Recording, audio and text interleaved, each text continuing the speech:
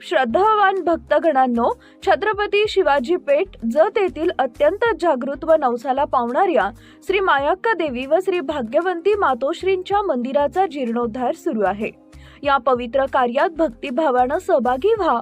तुमची छोटीशी देणगी ही देवीच्या कार्याला मोठं बळ देईल। संपर्क बसवराज महाराज अलगूर, फोन पे, गुगल पे 97 67 27 22 77।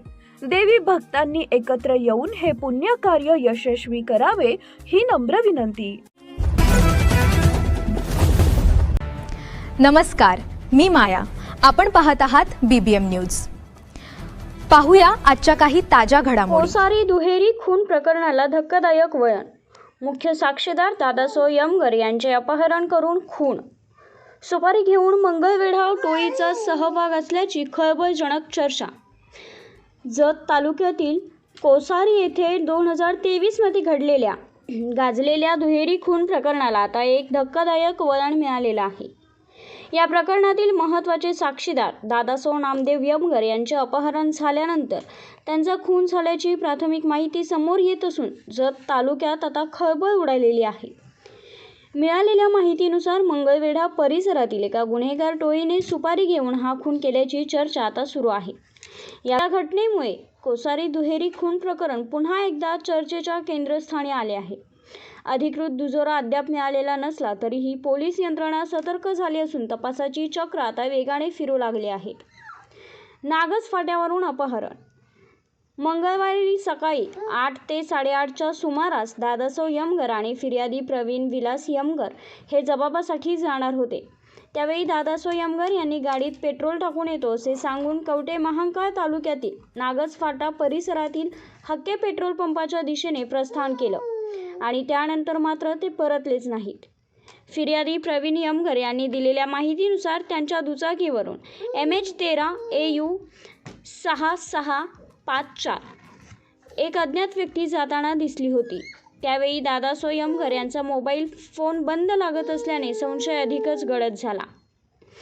या प्रकरणी कवठे महांकाळ पोलीस ठाण्यात अज्ञात व्यक्ती विरोधात अपहरणाचा गुन्हा दाखल करण्यात आलेला आहे। साक्ष दाबण्यासाठी कट। फिर्यादी पक्षाने व्यक्त केलेल्या संशयानुसार न्यायालयात किंवा तपासणी यंत्रणेसमोर महत्त्वाची साक्ष नोंदवली जाऊ नये यासाठीच दादासो यमगर यांचे अपहरण करण्यात आले असावे। आता त्यांचा खून झाल्याची प्राथमिक माहिती समोर येत असल्याने या प्रकरणाने आणखी गंभीर वळण घेतलेलं आहे। सूत्रांच्या माहितीनुसार मंगळवेढा परिसरातील काही गुन्हेगारांनी सुपारी घेऊन हा प्रकार केल्याची चर्चा सुरू आहे। त्यामुळे पोलीस विविध टोळ्यांच्या हालचालींवर आता बारीक लक्ष ठेवून आहेत। कोसारी दुहेरी खून प्रकरणाची पार्श्वभूमी। जुलै 2023 यावेळी जत तालुक्यातील कोसारी येथे विहिरीच्या पाण्याच्या पाळीच्या कारणावरून यमगर कुटुंबातील वाद चिघळला होता। कोसारी गावापासून सुमारे 3 किलोमीटर अंतरावरील म्हारनूर वस्ती परिसरात सकाळी 10च्या सुमारास हा रक्तरंजित प्रकार घडला होता। त्या हल्ल्यात विलास नामदेव यमगर वय 45 वर्ष आणि प्रशांत दादासो यमगर वय 23 वर्ष या चुलता पुतण्याचा जागीच मृत्यू झाला होता। तर दादासो नामदेव यमगर, यशवंत भाऊ खटके, विलास यमगर आणि एका महिलेसह 4 जण गंभीर जखमी झाले होते। या हल्ल्यात तलवार, चाकू, कुऱ्हाड, दगड आणि दांडक्यांचा वापर करण्यात आला होता। 13 आरोपींवर गुन्हे। या प्रकरणी जत पोलीस ठाण्यात 13 जणांविरोधात गुन्हा दाखल करण्यात आला होता। संशयित आरोपी तानाजी बाबा यमगर, धनाजी बाबा यमगर, शिवाजी बाबा यमगर यांच्यासह इतर आरोपींवर खुनाचे गुन्हे दाखल झाले होते। त्यापैकी काही आरोपींना अटक देखील करण्यात आली होती आणि या प्रकरणात एका महिलेसह 7 जणांना अटक करण्यात आली होती। संबंधित महिला आणि तिचा मुलगा सध्या जामिनावर बाहेर असल्याची माहिती आहे। तपासासाठी विशेष पथके रवाना। घटनेचे गांभीर्य लक्षात घेऊन स्थानिक गुन्हे अन्वेषण शाखा LCB, कवठे महांकाळ पोलीस विशेष तपास पथके यांना तपासणीसाठी पाचारण करण्यात आलेलं आहे। परिसरातील CCTV फुटेज, मोबाईल लोकेशन आणि संशयितांच्या हालचालींची माहिती गोळा करण्यात येत आहे। परिसरात भीतीचे वातावरण।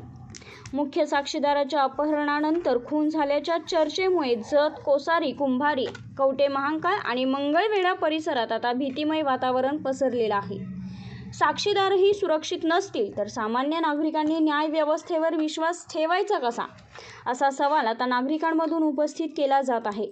या संपूर्ण प्रकरणामुळे जत तालुक्यात पुन्हा एकदा तणावपूर्ण वातावरण निर्माण झाले असून पोलीस प्रशासनावरही मोठ्या प्रमाणात दबाव आता वाढलेला आहे.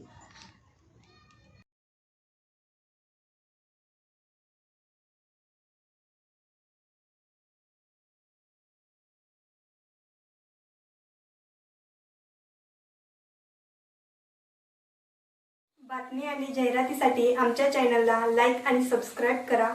धन्यवाद.